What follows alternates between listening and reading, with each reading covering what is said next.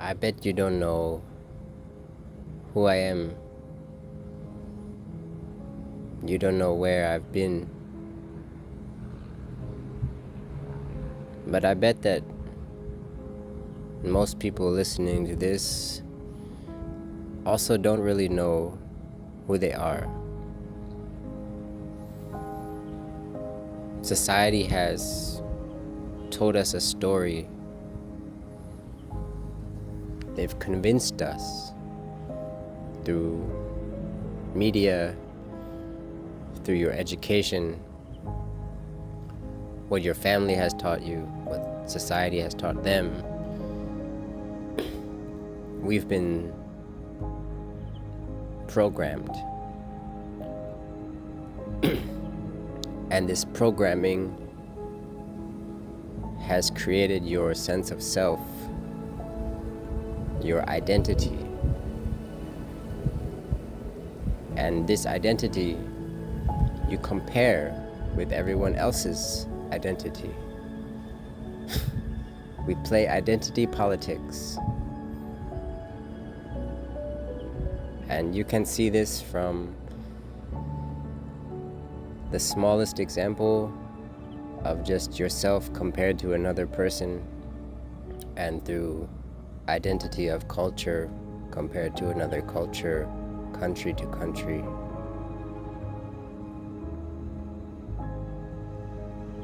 Most of you listening are not really free in your mind. In fact, think about the people in your life. Are any of them truly free?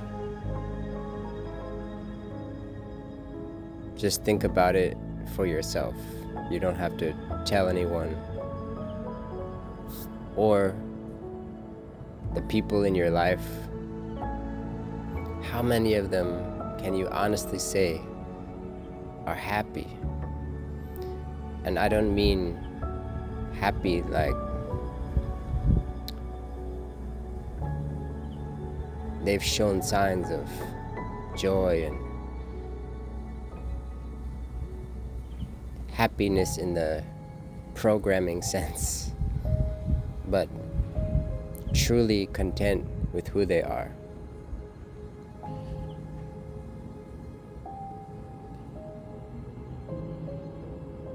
This podcast, this message is not about me, because I am you and you are me. We are part of this programming that I talked about. The evilness of it is that it separates us from the collective, from the earth, from each other. And this separation, this loneliness that it produces, creates violence.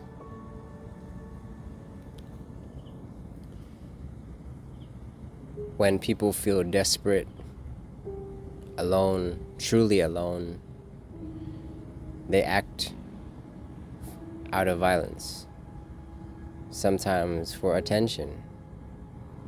It's like a crying baby or a kid who acts out to get attention, only none of us have really grown up. Some things I'm saying may come across as nihilistic or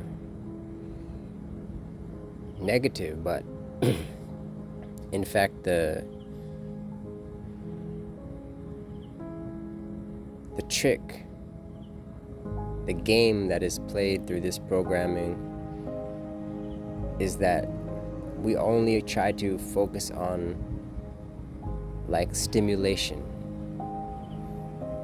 excitement, and we run from our suffering. We're scared to be scared. We fear the truth about ourselves because we don't want to be ourselves. We want to be what we're supposed to want to be. But reality is different. You are who you are right now. And as long as you run from that, the person you are right now in your body at this time, as long as you're escaping in one way or the other, you will be lost. You will never find peace, because peace is here and now. And the simplest way to practice coming back to peace is through the breath. But some may call this meditation, but it could be also called awareness. The technique of breathing is just a technique to be more aware, and meditation is just a tool to come back to the present moment. But it doesn't mean it's necessary, because the goal is just to be awake, to be aware. And the long journey, the process of that, is because through our practice, we have to shed and transform and let go of all of these identities that we've collected from the time we were a baby. All of these illusions we have to get rid of. Because when you sit down and you do nothing, it's still in you. It's in your body. The past haunts us. We hold it in our bodies. It creates pain, tension, and we don't know how to release it because no one has ever taught us, or we've never even tried.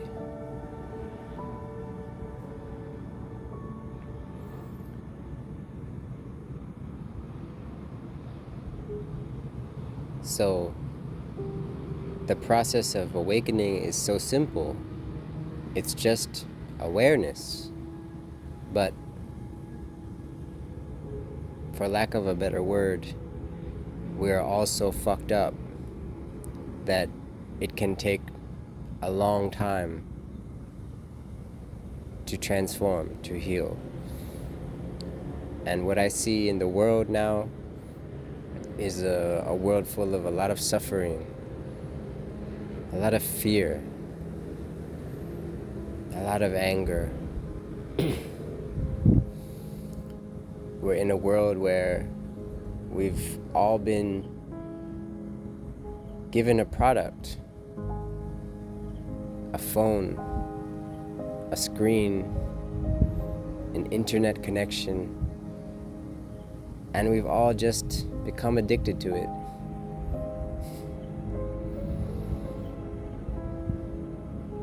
Now, taking a selfie is a part of the norm. It's become normalized. Checking your phone at dinner is normal, but it used to be rude a few years ago. Socially inappropriate.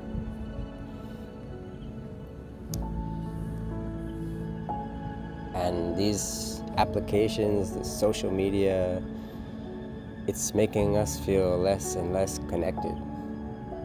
We've become addicted to the screen.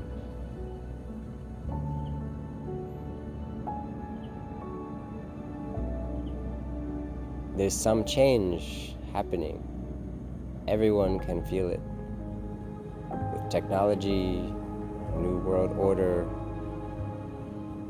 World War III, seems to be at our horizon.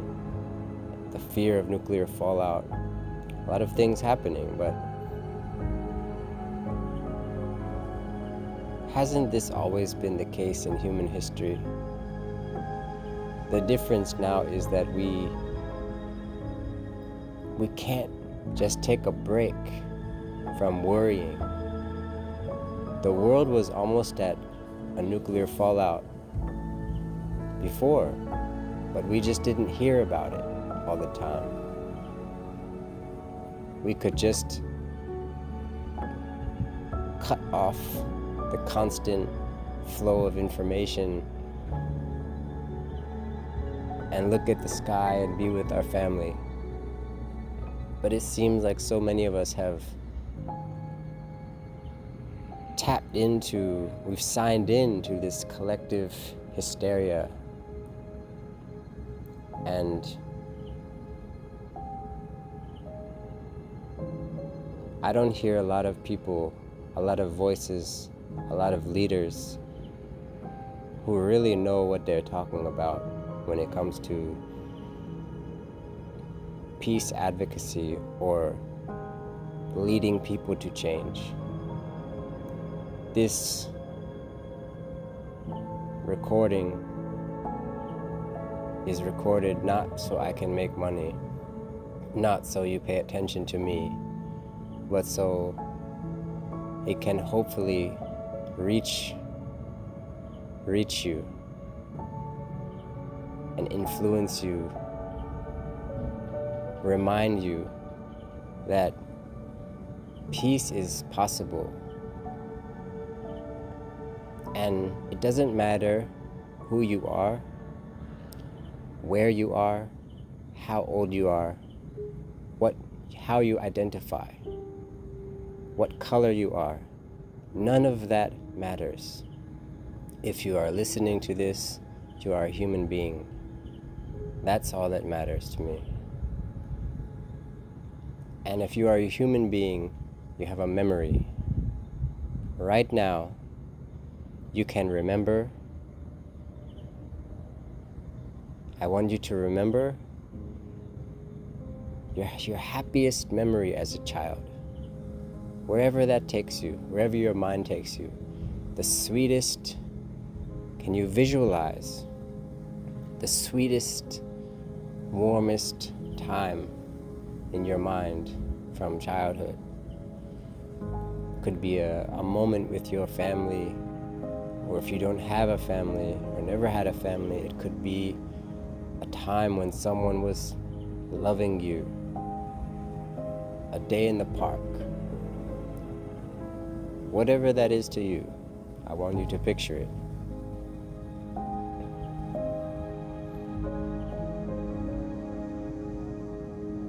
And that moment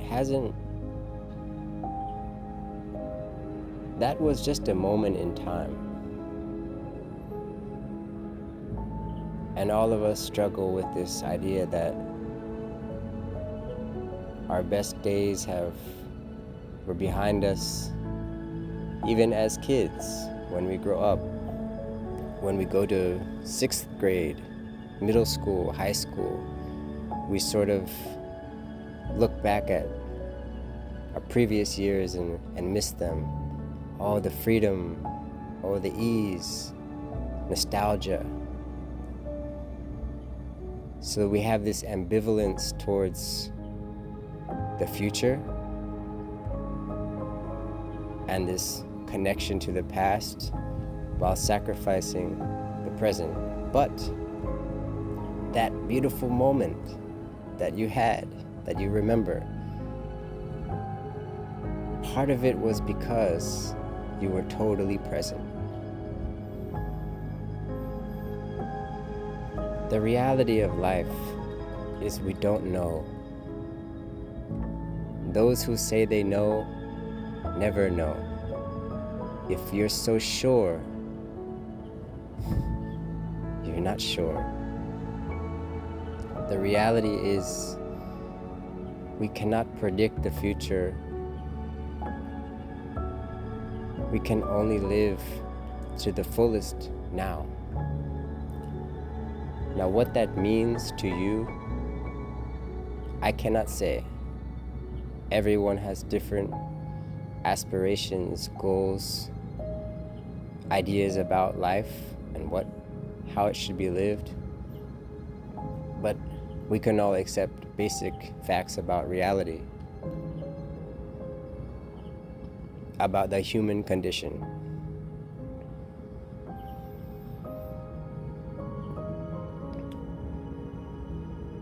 We are where we want to be. We are who we want to become. Because who we want to be and where we want to go hasn't arrived yet. So to live in this moment, to be happy, to be present, to be mindful, to appreciate what's around you, the people, the sounds, the colors. Look around you.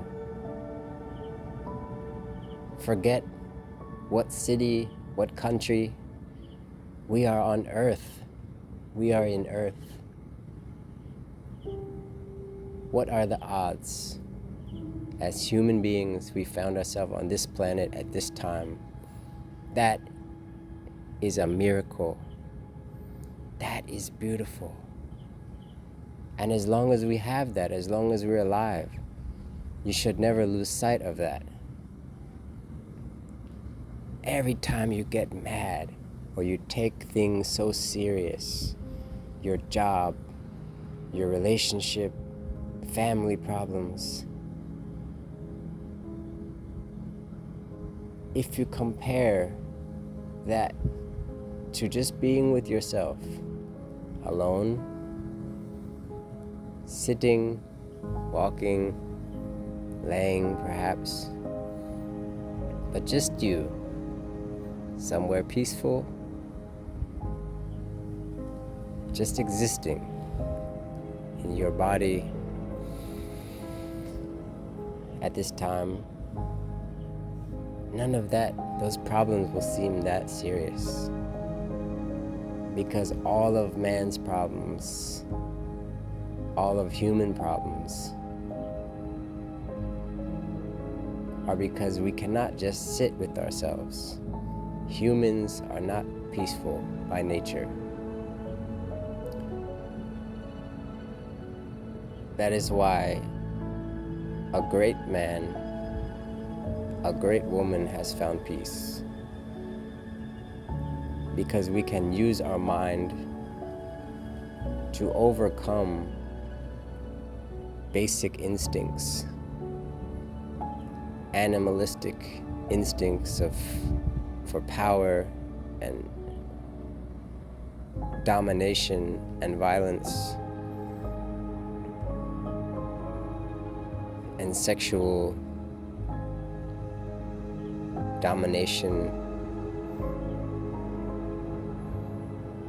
over sexuality. We can go beyond these things. That's the greatness of humans. The barbaric side of us is the latter, the things I just mentioned. Those are lower life actions, lower life forms. And unfortunately, the barbaric ones are usually the ones who seek power, who get in government. But that's not our concern. That's not my concern.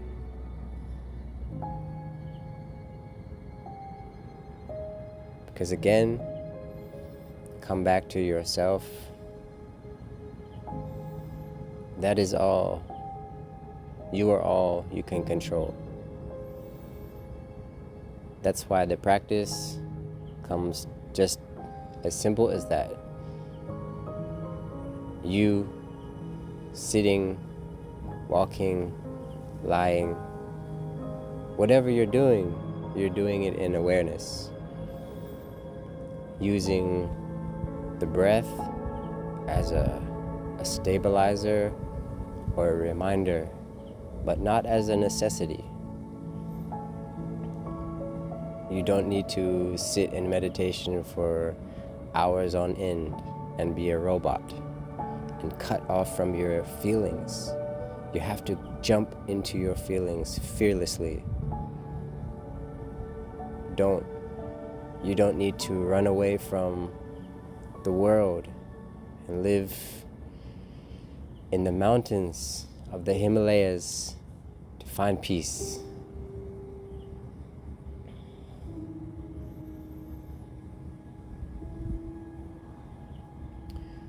Running away just creates more identities. It's an ego trap. You know, how many people do you know that got into meditation and have just ran away to retreats, and when they come back to retreats, there's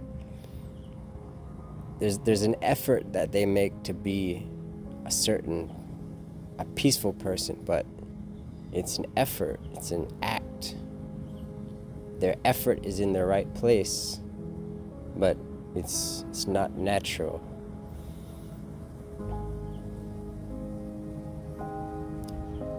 There's nowhere to go. You have nothing to achieve in the future. The only thing to achieve is waking up now.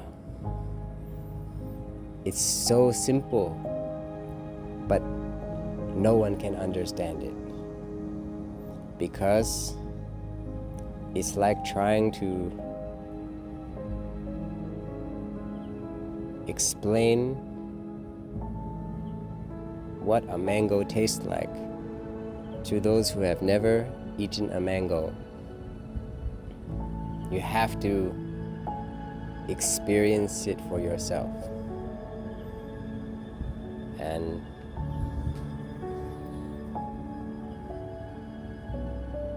this kind of thinking, this kind of collective transformation of the mind, spreading peace and awareness throughout communities, into families, this can change the world. This can heal the world. This is our hope in humanity. This is a peaceful revolution, and this is possible.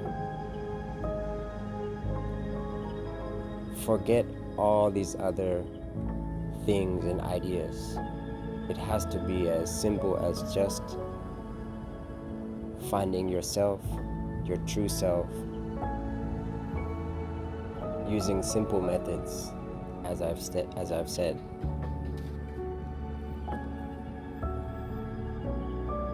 So I hope you enjoyed this talk, and I've gotten something from it, and I'm here to guide you, to help you as your friend,